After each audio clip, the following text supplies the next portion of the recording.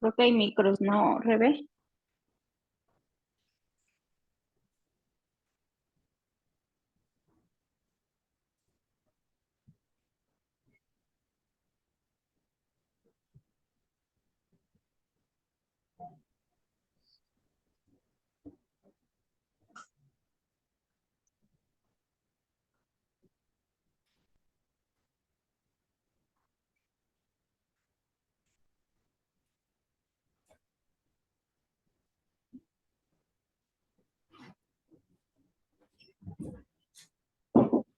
Bueno, pues vamos a iniciar.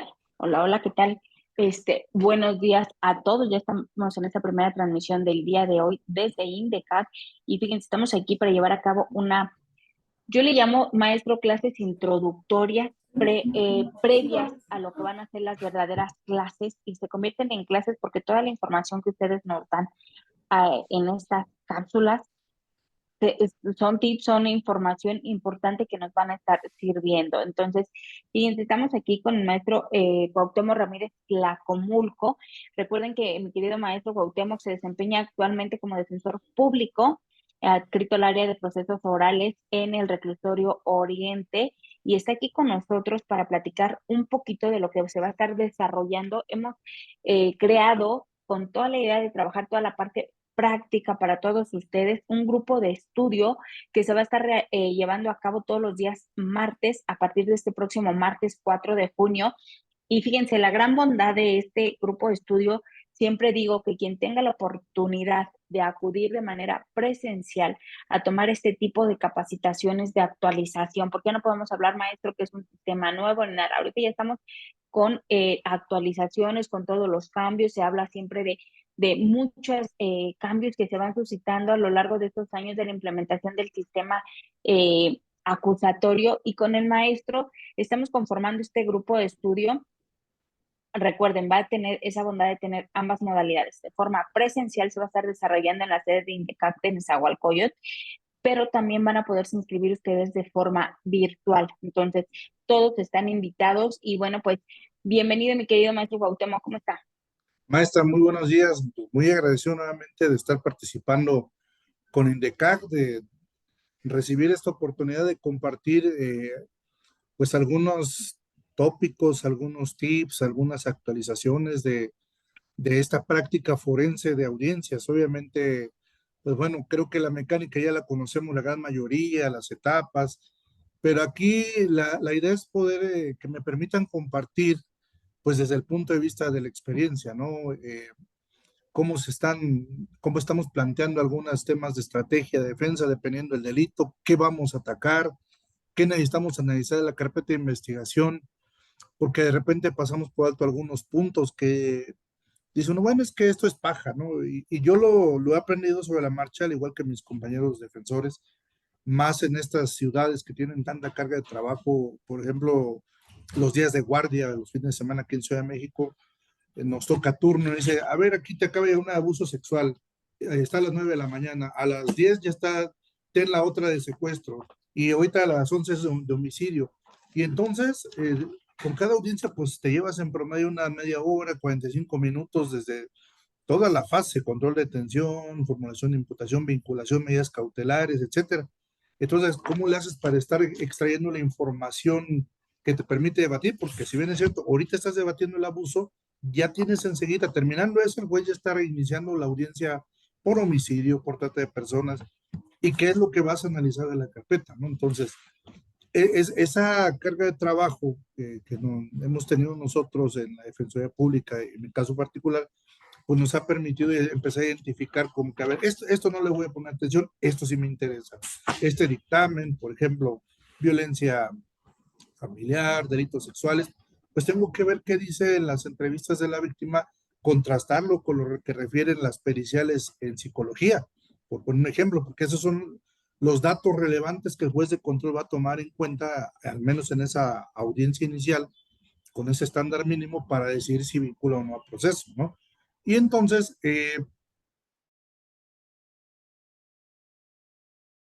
casos, diversas carpetas, para irles comentando, mira, en este asunto hay que poner atención en este aspecto. Por poner un ejemplo, hace tiempo llevaba un asunto de un homicidio en tentativa, que inicialmente, bueno, así llegó la clasificación jurídica, y pues obviamente cuando el MP expone su teoría del caso, pues todo tiende a abonar a su hipótesis, ¿no? De que llegó mi representado y que él llega y agrede a la víctima, que la víctima estaba tomado, que estaba en situación de desventaja frente a él porque no dominaba sus reflejos, etcétera, etcétera.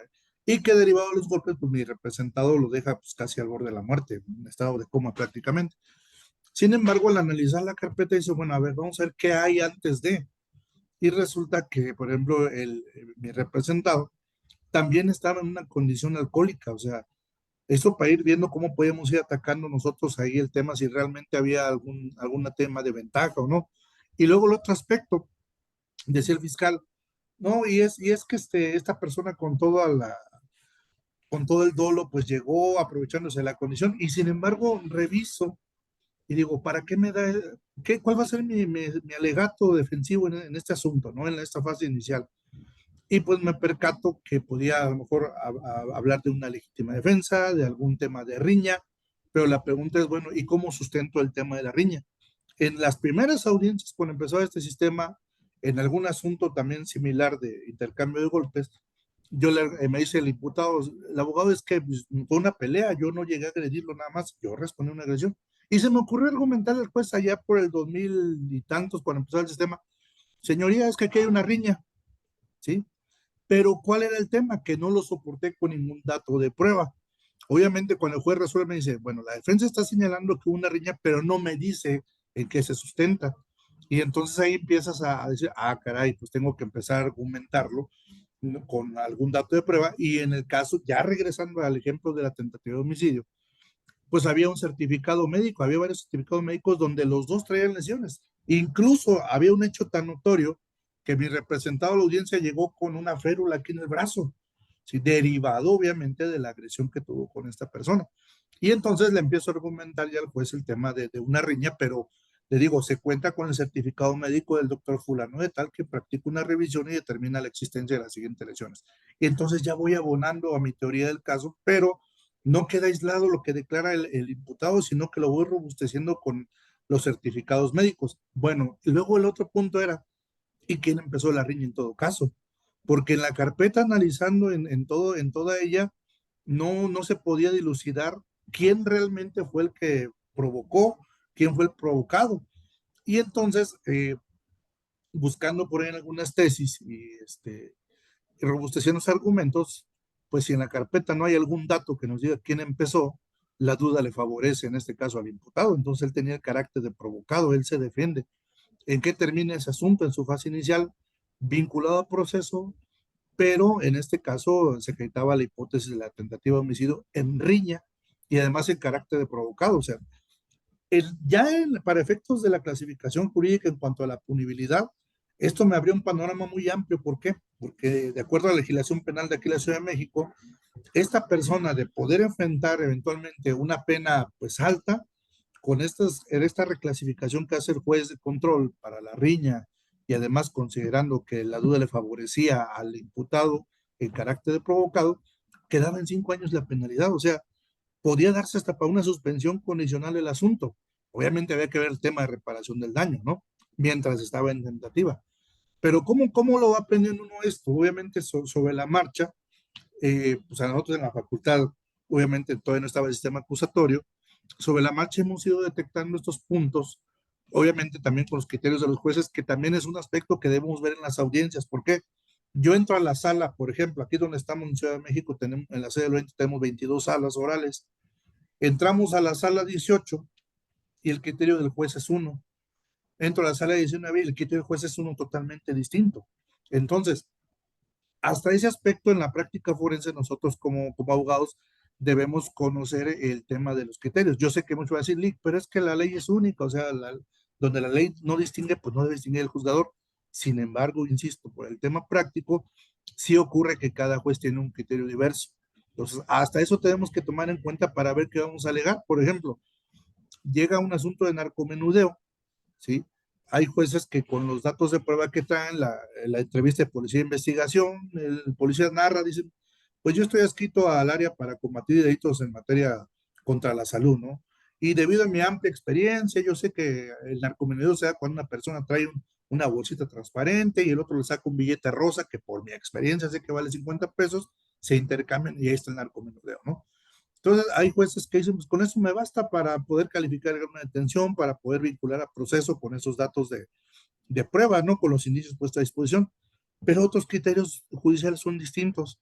Hay jueces que dicen, a ver, estamos en control de detención. Eh, Puntualícenme, quiero que me precisen. A ver, Ministerio Público, usted dice que el policía hace toda esta mecánica. Le aseguraron un indicio, dígame qué indicio. Ah, unas bolsitas de vegetal verde seco. Ujú. Y entonces dice, dice el juez, miren, no tengo información suficiente para que me permita establecer una legal detención. ¿Por qué? Porque en este caso el policía no me dice si aplicó una prueba presuntiva, ¿sí? Traía algún kit, algún químico para de manera presuntiva saber qué era ese vegetal verde seco y dice, no, no lo aplicó.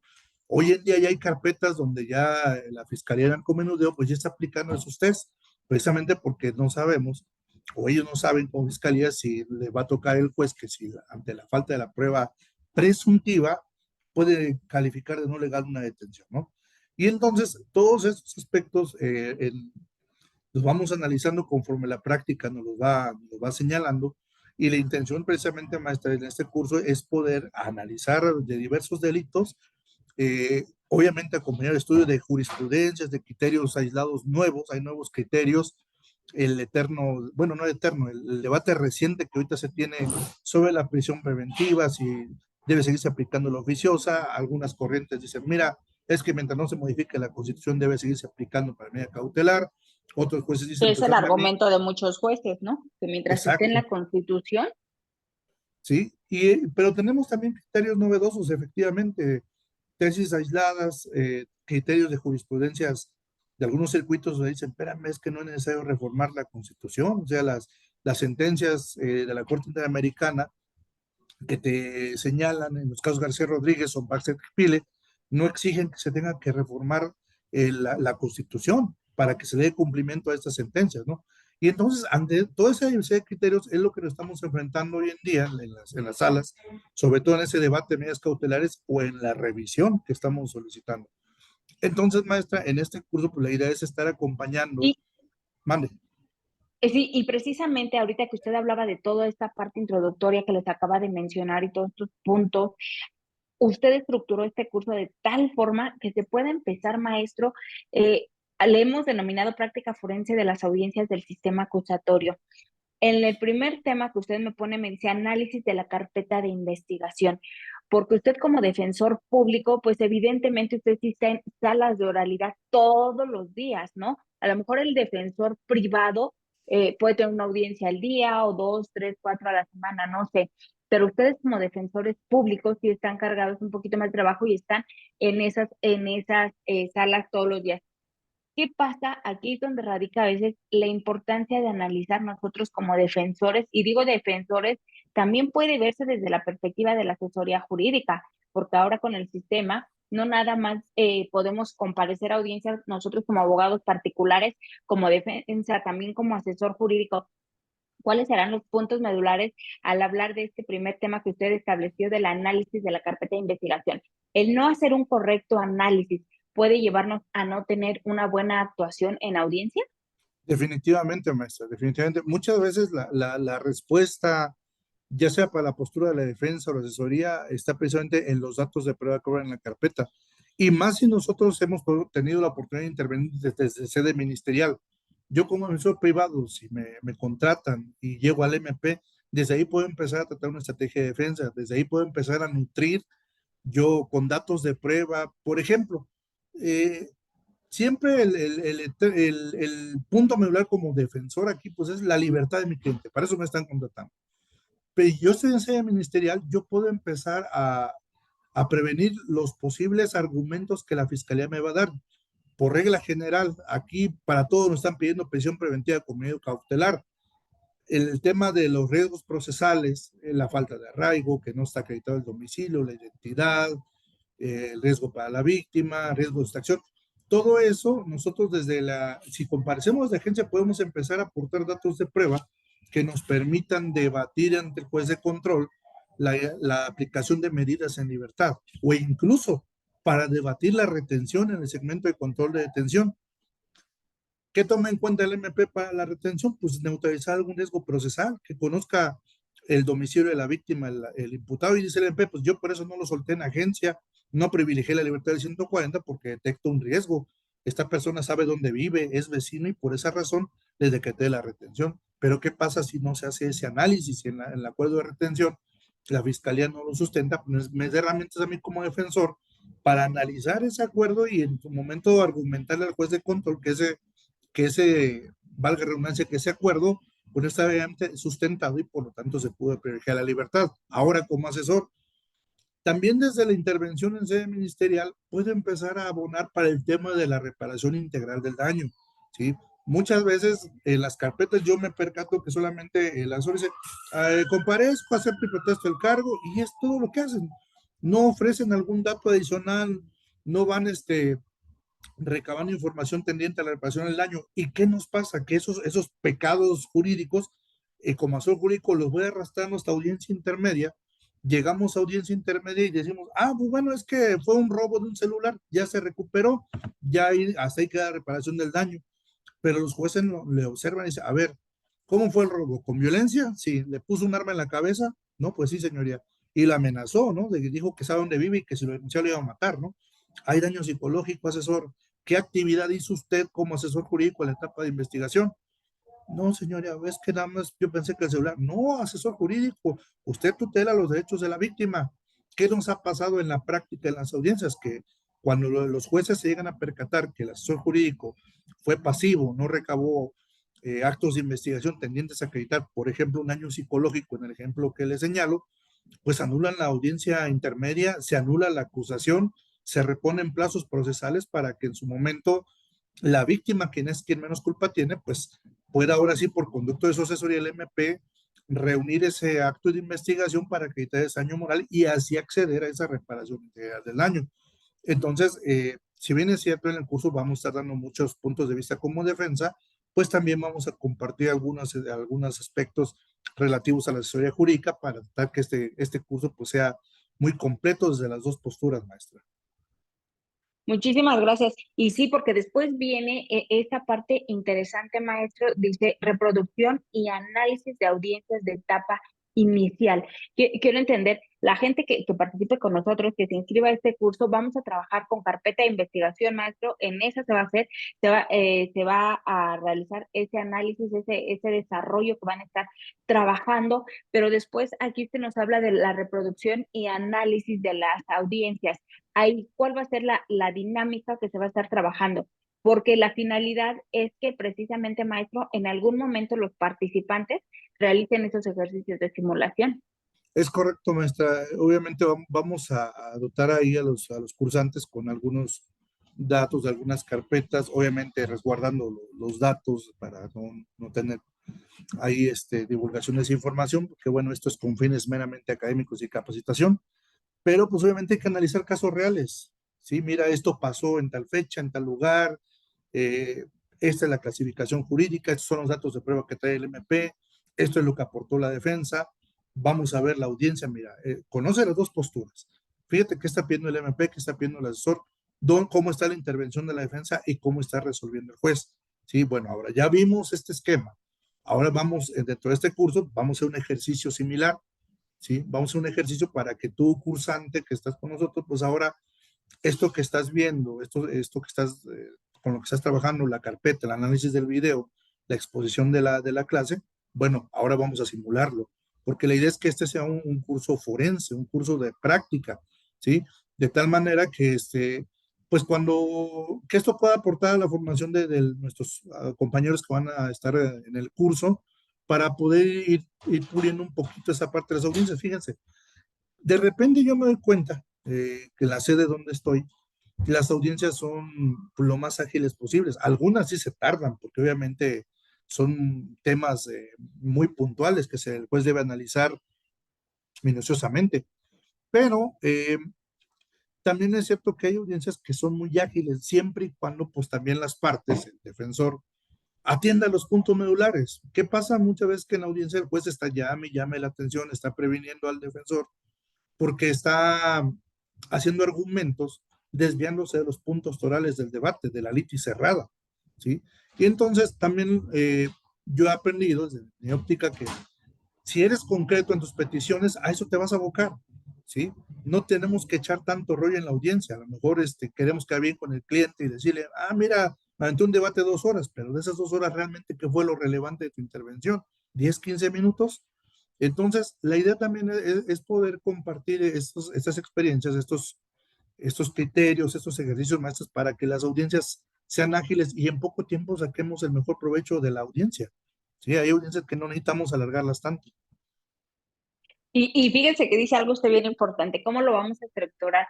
Porque después viene que me parece de los puntos medulares de este taller de práctica forense de audiencias, donde usted nos habla de la construcción de la estrategia de defensa y nos da 3 momentos súper importantes, 3 puntos torales, querido maestro: el debate del control de detención, debate de vinculación a proceso y el debate de medidas cautelares.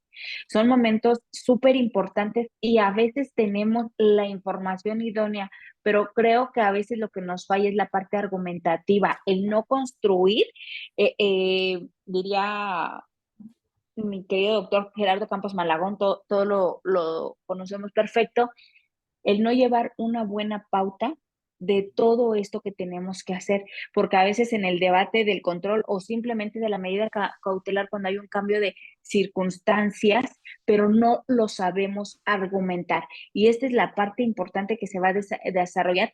Usted lo establece como construcción de la estrategia de defensa. ¿Cuáles van a ser esos puntos? Pero sobre todo, ¿qué es lo que voy a decir? ¿Cómo lo voy a decir? ¿Y qué es lo que tengo que mencionar de manera puntual? ¿No, maestro? Creo que esa es Sí, la parte más importante, la parte argumentativa.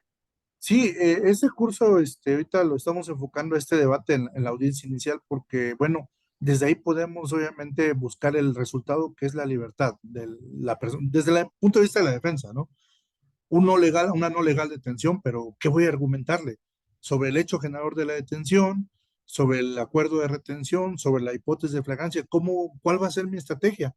Porque incluso a veces del mismo análisis de la carpeta que tenemos, a veces es pura lógica lo que tenemos que argumentar. A veces nos quebramos la cabeza de que, híjole, tengo que hacer un estudio dogmático muy, muy profundo, etcétera. Y a veces de verdad que son cuestiones lógicas. Por ejemplo, en un asunto de un robo, dice una persona, voy manejando un microbús aquí en Ciudad de México, a eso de las 6 de la mañana, me roba, sube una persona y me amaga con un cuchillo. Y ahí en mi marimba, donde traigo las moneditas, me roba 6,000 pesos. Y entonces tú dices, 6,000 pesos a las 6 de la mañana cuando va empezando tu jornada, ¿sí los traerá? ¿Será lógico que a esa hora un microbús ya traiga tanto dinero ahí donde pone sus moneditas? Entonces, hay asuntos donde desde la pura lógica, desde el análisis de carpeta, dice, esto no es lógico, ¿sí? Y a veces no tenemos ni que quebrarnos tanto la cabeza haciendo argumentos complejos, a veces son argumentos a la lógica, ¿sí? Pero pues obviamente esa información se extrae de la carpeta. Va a haber asuntos donde sí necesitamos hacer un desarrollo más complejo, necesitamos contrastar la entrevista de lo que dijo la víctima versus lo que dicen los demás testigos, más el análisis de lo que dice posiblemente un dictamen psicológico que uno puede decir, Vic, pero el dictamen psicológico va para acreditar si presenta sintomatología. Sin embargo, olvidamos que en el dictamen psicológico viene una versión de los hechos que le da la víctima al psicólogo y muchas veces la información dista de lo que dijo en la entrevista la víctima, incluso se contrapone con lo que dicen los testigos. De ese análisis, pues obviamente ya como defensa podemos ir construyendo una estrategia para argumentar al juez de control por qué la defensa pide que no califique de legal, por qué no vincule o por qué debe poner medidas cautelares menos lesivas que la prisión justificada, ¿no? Entonces, por eso estamos enfocando ahorita el análisis de esta fase inicial, de esta audiencia inicial, que es donde podemos desarrollar todo este ejercicio práctico, maestra. Entonces, la intención es esa, enriquecer con nuestros compañeros que van a estar en el curso estas habilidades de análisis, de construcción de argumentos, porque como él lo señalaba, a lo mejor sí sé por dónde, pero no sé cómo argumentar, cómo estructuro. A veces quiero decir tanto que olvido los puntos torales de mi argumento, y cuando debo ser muy preciso, porque al final del día es una litis cerrada. Si sobre esa litis cerrada, pues el MP da su argumento, yo se lo contesto y sobre lo que yo contesto, la fiscalía va a hacer una réplica. Pero pues entonces la idea es ir concretando la argumentación para que el juez, entre mejor estructurados de mis argumentos, más claros, más sencillos, pues el juez tiene más claridad para resolver. También me ha pasado ver que hay audiencias donde la fiscalía, algunos fiscales, dan la información de manera desordenada y entonces el juez tiene que estar requiriéndole aclaraciones para que le precise, a ver, Ministerio Público, precíseme qué fue primero, quién llegó, qué hizo, quién lo vio, cómo lo cometió, con qué. Incluso le digo, me ha tocado ver audiencias con algún que otro convenio fiscal que no sé si porque le dieron la carpeta antes de la audiencia o estaba nervioso, pero la exposición no va estructurada, ¿no? Entonces, esa regla de aplicar, ya el argumento estructuradito, pues aplica tanto para fiscalía, defensa y asesoría jurídica, ¿no? Entonces, la idea es que podamos darle analizar estos casos, vamos a trabajar de tal manera que podamos contribuir a mejorar la estructuración de esos argumentos, maestra. Y fíjese, maestro, que apenas tuvimos una plática también con una docente de aquí de INDECAF, y usted la conoce perfecta, la maestra Marisela Cifuentes, y ahorita que hablábamos del debate de medidas cautelares, debemos de saber estructurar este debate, pero también debemos de tener el argumento contrario cuando ni siquiera nos permiten el debate para la medida cautelar. Sí, sí, es correcto, insistimos, nos pasaba mucho anteriormente, sobre todo cuando antes de que salgan estas sentencias de la Corte Americana sobre la prisión preventiva oficiosa, le estábamos hablando de unos 2, 3 años hacia atrás, donde los delitos del artículo 19, los delitos de prisión oficiosa, cuando estábamos en la etapa de vinculación, hacíamos el debate como defensa para no vinculación. ¿Y qué pasaba? Y se fue, no, pues lo vincula a proceso. Y uno quería debatir la medida cautelar y el juez dice, no, abogado, no permito el debate porque el 19 dice que pues si lo vinculo le pongo la prisión oficiosa, no hay debate. Sin embargo, entonces, ¿qué haces como defensor? Pues resulta que una estrategia que yo implementaba es que en el argumento de la no vinculación, argumentaba, daba mi pauta, mis argumentos para que no se vinculara, pero también para que no se pusiera otra medida cautelar. ¿Por qué? Porque si yo sabía que si el juez me lo vinculaba, ya no me iba a dar oportunidad para expresar mis argumentos de por qué no debería imponerle la prisión preventiva. Entonces, era una estrategia que nosotros implementábamos, que empezamos a trabajar con ella, que desde el debate de vinculación lo hacíamos desde dos vertientes, para no vinculación y para no medida cautelar. Algunos jueces lo entendían y algunos jueces nos decían, a ver, defensor, le voy a pedir que del argumento de cautelar no se me adelante, todavía no he resuelto vinculación. Sí, señoría, pero pues es un artículo 19, si usted le pone la oficiosa, yo sé que ya no me va a dar apertura para el debate y a mí me interesa que quede registro porque pues eventualmente si me lo vinculo y me dejan la prisión preventiva oficiosa, pues yo veré qué recurso interpongo, si me voy a la apelación o me voy al amparo. A final de cuentas ya quedó grabado ahí mi postura de por qué no debería haber puesto esa medida restrictiva. Entonces es una estrategia que nosotros podemos implementar desde el argumento de la vinculación para hacerlo, para atacar esos dos puntos, la no vinculación y por qué deben ponerse una medida distinta a la prisión preventiva. Insisto, porque sé que si no la vinculan ya no me van a dar oportunidad de debatirlo, ¿no? Entonces son Y puntos por fíjese, ahí. así es, y fíjese, ahorita de todos estos puntos que hemos estado comentando, agradecemos mucho a la gente que se está sumando a través de redes sociales de INDECAP y que hacen comentarios. Estamos platicando con el maestro Cuauhtémoc Ramírez Tlacomulco, defensor público adscrito al área de procesos orales en el Reclusorio Oriente, y estamos dando esta plática introductoria previa a lo que va a ser este grupo de estudio de práctica forense de las audiencias orales del sistema acusatorio que se está desarrollando los días martes aquí en la sede de INDECAP de Nezahualcóyotl, pero también van a poderse inscribir de manera virtual.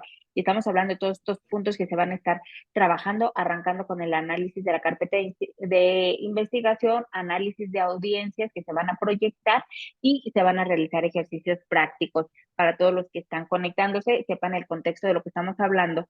Y bueno, fíjese, maestro, en la importancia del análisis de la carpeta de investigación, dice la maestra Angélica María Montoya Cortés, que nos siguen a través de redes. Dice, a mí me ha pasado con el informe policial homologado, es que el informe policial homologado es inventado y la carpeta de investigación que está fabricada incluso anexan fotos de producto del delito que ni existieron. Ese es uno de los puntos también importantes. ¿Qué pasa, maestro, con el informe policial homologado? Sí, obviamente debe existir coherencia entre ese informe, entre la entrevista, entre los indicios, pero también como parte de ese análisis de la carpeta. Por ejemplo, yo como defensa pongo atención en qué momento ese policía recabó esos indicios, o si fue la persona que es el elemento aprensor, si cumplió con poner a disposición de inmediato al detenido y a lo que le aseguró. ¿Por qué? Porque el policía que detiene muchas veces empieza a hacer actos de investigación. A ver, ya tienes al detenido, ponlo a disposición junto con los indicios y tu IPH y todo lo que está recabando. Porque tenemos diversos criterios, incluso a nivel jurisprudencia, donde señala que la puesta a disposición es un derecho fundamental del detenido, ¿no? Y que si los policías, en vez de cumplir con ese mandato constitucional, empiezan a hacer investigación sin que el MP se lo ordene, nos da la pauta para que como defensa, en la audiencia inicial, como una estrategia, solicitemos nulidad de esos actos de investigación, ¿sí? Me tocó en un caso que llegó por narcomenudeo, para contestar la pregunta de aquí de la compañera, o el comentario, para robustecerlo, donde me llegaron dos entrevistas sobre un mismo hecho. En una primera, el policía de investigación dice, veo una persona manipulando una bolsa y veo que tiene vegetal verde seco, voy y lo detengo. Llegó entonces por narcomenudeo hipótesis de posesión simple. Y así venía el IPH de esa primera entrevista. Al día siguiente el mismo policía regresa y dice, vengo a señalar que mi primera entrevista está alterada, que el escribiente la modificó. Lo cierto es que yo vi a dos personas intercambiando dinero y es un vegetal verde seco. ¿Para qué hacía esto el oficial? Obviamente quería que la hipótesis de narcomenudeo cambiara a comercio-venta y con eso las penas se incrementaban. Pero resulta que precisamente del análisis de la carpeta yo detecto que hay dos entrevistas. En la audiencia, la fiscalía solo dio la segunda, pero nunca le dijo al juez que había una primera entrevista. ¿Qué pasa cuando me da la voz su señoría? Pues le contrasto, le digo, señoría, está una entrevista que dieron ahorita que habla de una hipótesis de narcomenudeo, comercio-venta, pero el MP no le dice que hay una de un día anterior que habla de una hipótesis de posición simple. Ahora, dice la fiscalía que la verdad es la segunda entrevista, que se le debe hacer caso a esa, pero ¿qué cree? El IPH que se acompañó coincide con la primera y no con la segunda. Entonces el policía de investigación no puede decir que el IPH lo firmó alguien distinto a él, ¿no? Entonces, obviamente esta información es susceptible de que la podemos utilizar, de poder pedir su nulidad para ir dejando sin datos de prueba la postura de la fiscalía. Entonces, el ejercicio de nulidades también es una herramienta que podemos utilizar como estrategia, ¿no? Gracias, maestro. Y fíjese, esa es la importancia porque realmente conocemos el correcto llenado de un informe policial homologado. Nosotros como defensa, nosotros como asesores.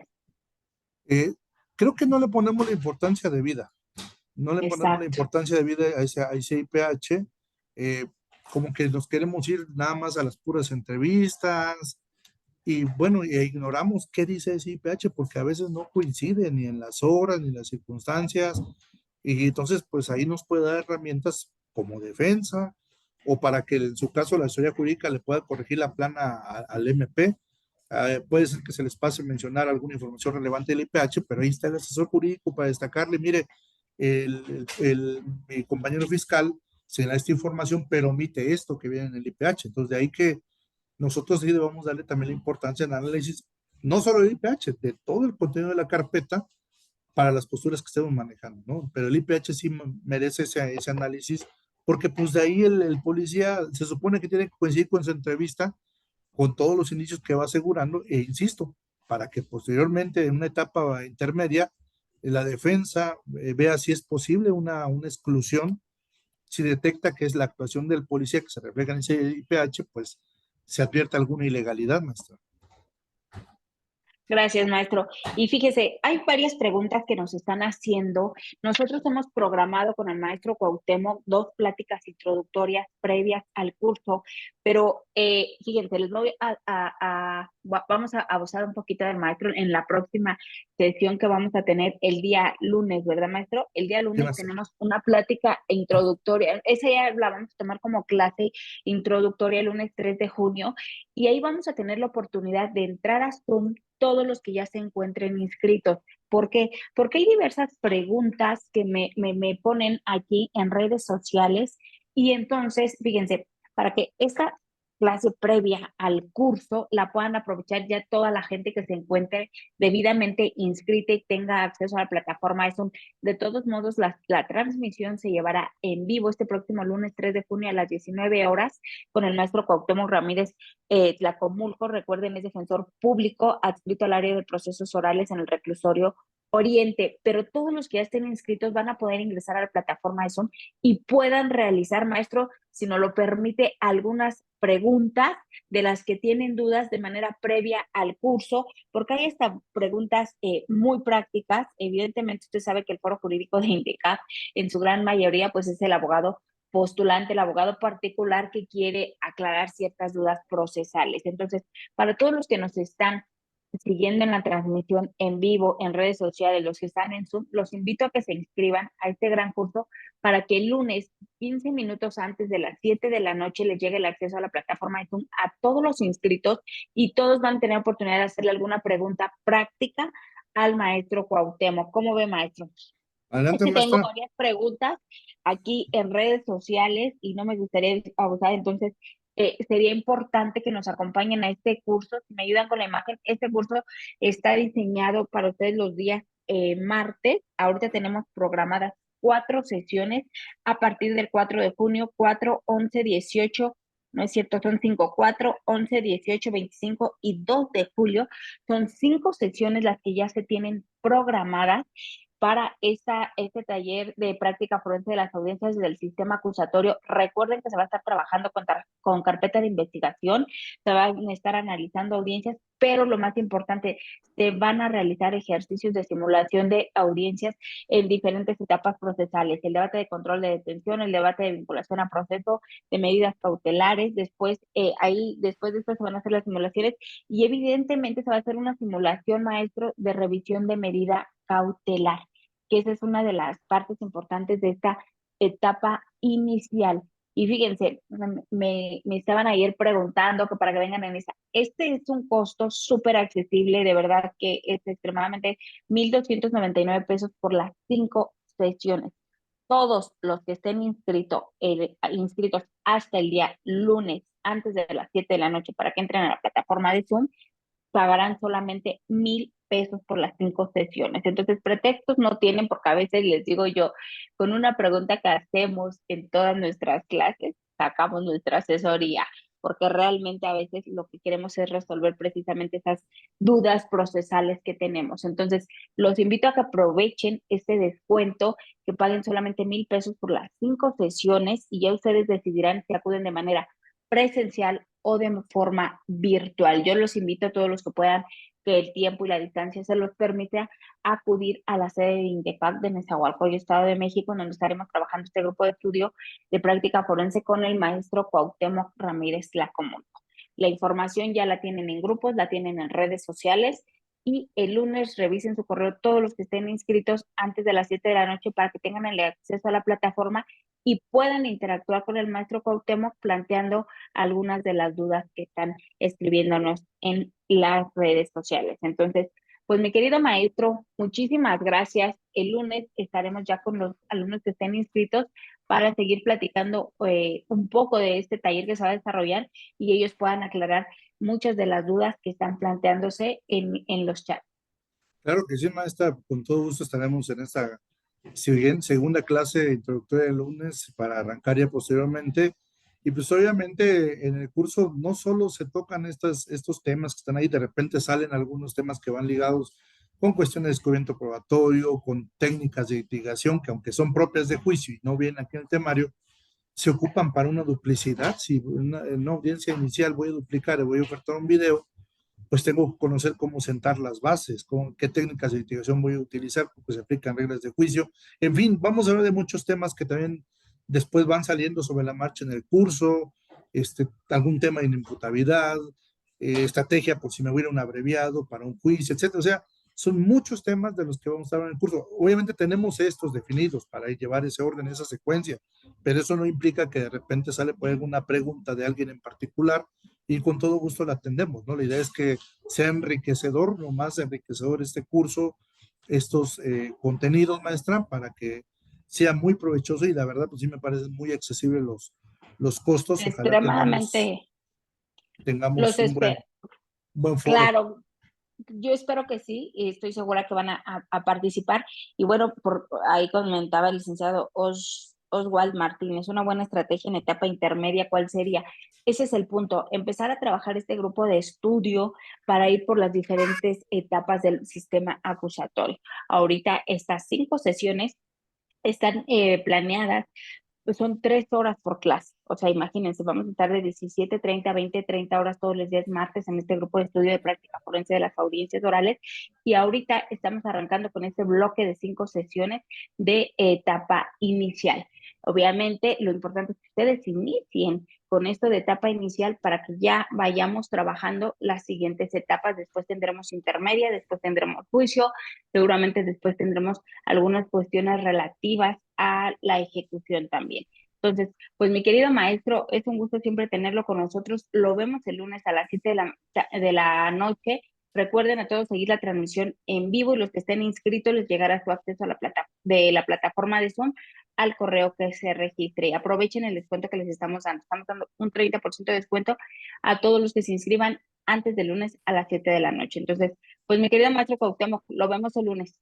Primero Dios, maestra, con todo gusto y agradecido nuevamente con esta oportunidad de poder compartir lo que hemos ido adquiriendo ahí con ya algunos años en este sistema penal acusatorio y pues por mí encantado de compartir esa información. Muy agradecido con INDECAG, muy agradecido con todo el foro que sigue las redes sociales de INDECAG. Muchísimas gracias. Gracias a todos.